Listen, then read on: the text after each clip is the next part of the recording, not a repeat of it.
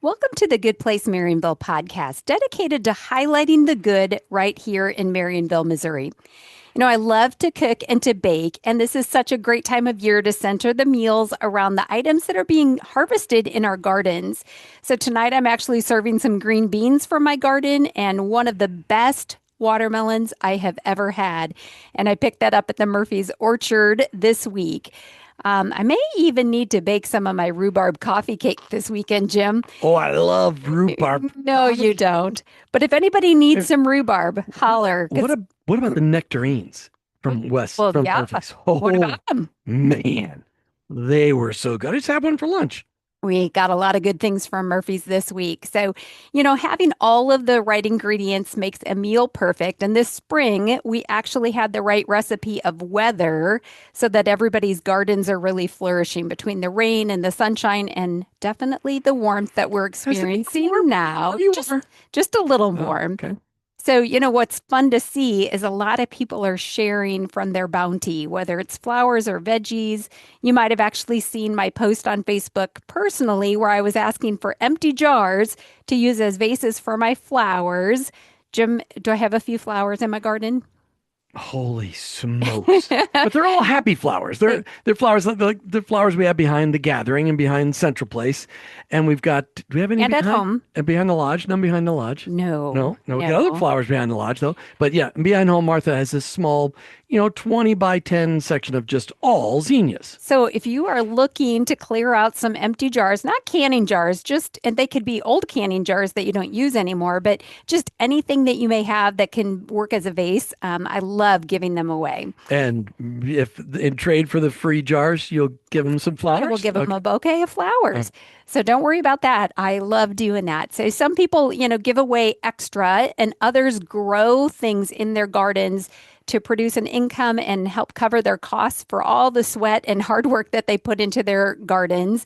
Either way, I love to see the food that is being grown around town.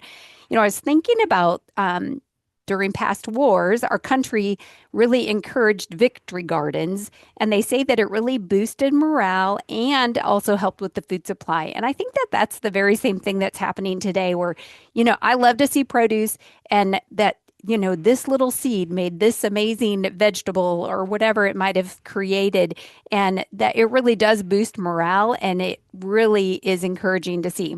So I just think it's very inspiring, and I just am looking forward to all the bounty that everyone is sharing. Speaking of groundhogs or No. woodchucks, there's pretty similar. We have one in our backyard. It is this. Oh, I didn't know we were speaking of We were. I saw him today. He got away, but I saw him today. All right. But, maybe somebody out there listening knows how to grow carrots in Marionville because we've not successfully grown carrots yet. All right. Wow, you had to bring that up. We did. Sorry. You want fresh carrots. I know. I know. All right. Amber Burnley reported that the White Squirrel Community Garden is picking things daily and has officially harvested 3 times the amount of produce this year over last year. Already. Now over 50 pounds. Last year's total was 17 pounds. They have a table at the garden where the picked items can be chosen from and enjoyed by the community. And if you want to be a part of her volunteer team, just comment in the show post and she'll contact you. This episode of the Good Place Marionville podcast sponsored by our favorite bank, the Bank of Billings. At Bank of Billings, banking is personal. It's the place where your banker knows your name, your business, and the community you care about. And the Bank of Billings loves our community. Stop by the Bank of Billings and see the difference a hometown bank can make. And remember, member FDIC and equal housing lender. This episode is also sponsored by visitmarionville.com, a curated website of businesses, activities, and organizations in Marionville for residents and visitors to easily find information in one place to fill a need or find a connection.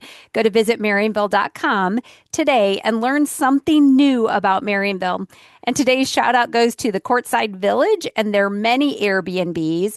The Courtside Village is sharing sneak peeks of the newest project on Facebook while not yet revealing its theme. As we know, all of their buildings for rental have different themes. Like the Chandelier place. That's right. And the Hobbit place. We haven't been in the Hobbit place yet, but okay. No, but you can see all those videos online if you follow them. So, or you go to visitmarionville.com and click on rentals in town, Airbnbs. you can check out all the Yes. places available for rent here in town. And if you've got a place that's for rent in town on Airbnb or VRBO or Verbo, as people say, let us know. We'll get it on there. All right. So, in our last episode, Jim, we had Joe Walker here as a guest, and we talked about how on July 8th, the Sons of the American Revolution were hosting the reading of the Declaration of Independence. Let's talk about that event. How did it go? It was fantastic. It was very cool. Almost Actually hot. It was significantly hot, but I wasn't the one wearing the wool suit. Yeah. That was Rod wearing Rod Gruey, wearing the hot wool suit, the, Full revolutionary garb. unbelievably hot. Here's what was neat about it. No amplification, just from the balcony at the lodge. And just imagining 250 years ago, that happening across the colonies as people realized, oh, this is real. We're really going to fight the British. We're really going to gain our independence. They won't leave us alone, and they get taxation without representation. We got to do something about this. Wow. Unbelievable day. It only was 15 minutes. We had 30 or 40 people there, but very significant. Just if you haven't had time, go back and read the Declaration of Independence. Or you can watch the Facebook Live. We posted it out there on the Good Place Marionville Facebook page to really get to hear, because I think a lot of us haven't read it. That's true. All right. We also mentioned we'd be highlighting in more detail the Patriotic Picnic wrap-up. On June 27th. That was a great day. It really was. So, some of the things that I would love to just highlight, Jim, is the fact that, number one, whenever you have a committee, it brings a lot of people together that have not normally worked together to produce something. And so there was everything from free food and games and prizes for the games, as well as the, entertainment, music, fireworks, needless to say. I mean, they were amazing. 37 minutes straight. Unbelievable. Joanne Lawrence did a really nice job. She's like, I want us to have a phenomenal old-fashioned picnic. And the only thing succeeded with that. They did succeed with that. And, the fire department cooked 680 hot dogs. 678 of them were eaten. 2 of them fell on the ground. Bit the dust, literally. They did. All right. And we've been given a whole long list of people that helped make the event possible, and we'll list them off here and put them in the show notes. It's always risky, as sometimes somebody might be missed, but here goes.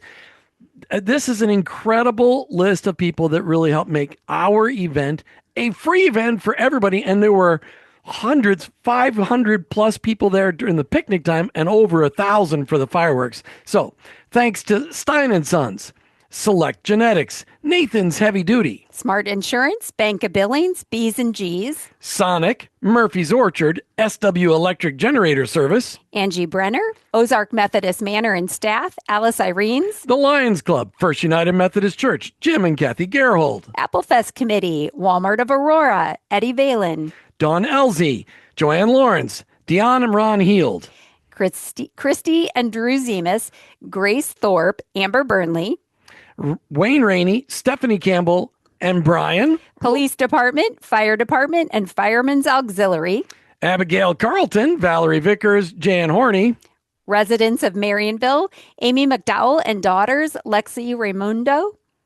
Devin Henson, Dan Williams, Clayton's Pyrotechnics. IOOF Cemetery, and I am sure many, many more. Thank you to all of you for your hard work, your effort, your funds, your time, whatever it took to make that picnic such a success. It was so great. And Joanne, sure glad you took up the idea to raise money at the dunk tank. The dunk tank raised over $1,000 with $500 going to Care to Learn, and $500 worth of food will be slowly added to the blessing box next to City Hall.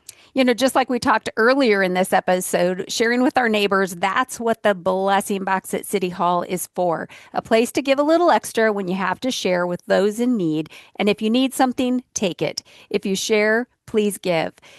We all can make a difference, and that's really good news. I was in Monette today and asked somebody about their 4th of July and mentioned the picnic that we had, and she said, oh, I heard it was wonderful. So people are actually talking about the Marionville picnic. So nice job to the committee members and the community for all that you did. I'm not sure how much was raised. I got all choked up. Jim's all choked up. from the duck race, but I know it was a little over $400 if I remember correctly. Awesome. But every bit of the that the fire auxiliary raises helps equip our town even better and our firefighters even better, including the fundraiser pancake breakfast hosted last Saturday. They make the best pancakes for sure. They really do. So a couple of events I want to really highlight that are coming up soon.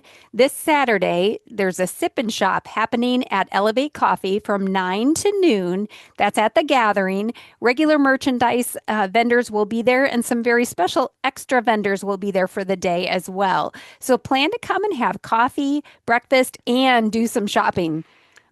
Applefest t-shirt pre-orders are live. Youth and adult sizes, including V-neck, are available.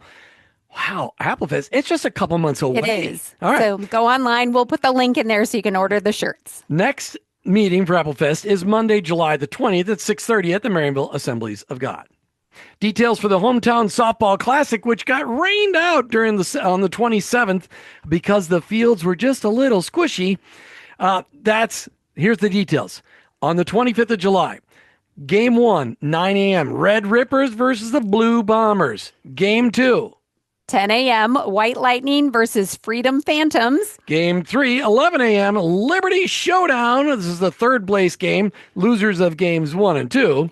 And then Game 4 at noon, Freedom Cup, which is the championship game, which is the winners from Game 1 and 2. This should be a ton of fun, and we look forward to seeing you all in the stands cheering on the teams. It'll be at our local ball fields downtown. All right, few more events. I just do want to encourage everybody, come watch the games. I think it's going to be a lot of fun. Hopefully no EMTs will be needed during those games. Wild Willow. Oh, yeah, just say no, right? Well, never supposed to say stuff like that. Okay, I'll take it back. Wild Willow Coffee is hosting a Junk in the Trunk event on July 31st. You can find more information on their Facebook page, but basically you get to bring your stuff and sell it. And this is a fun time for people to be able to get involved, but you do need to register. There is a fee involved, so check all that out. Every Thursday at Alice Irene's, the farmers market is from 3 to 7. There's a lot of trailers lined up there. Make sure you check it out every Thursday, 3 to 7 p.m. You know, Jim, I just really love how people are getting creative and coming up with new ways to help each other with their businesses, with selling their wares. And those are just a couple of the examples of things that are coming up. Hey, thanks to the Bank of Billings, and visit Marionville.com for sponsoring today's podcast. You too can become a sponsor or report good news by emailing us at goodplacemarionville@hotmail.com. Share this podcast with a friend, and remember to subscribe to the YouTube channel and click the bell to be notified when each episode releases. Thanks for joining us for the Good Place Marionville podcast. Keep your eyes out for the good, and together we can celebrate Marionville.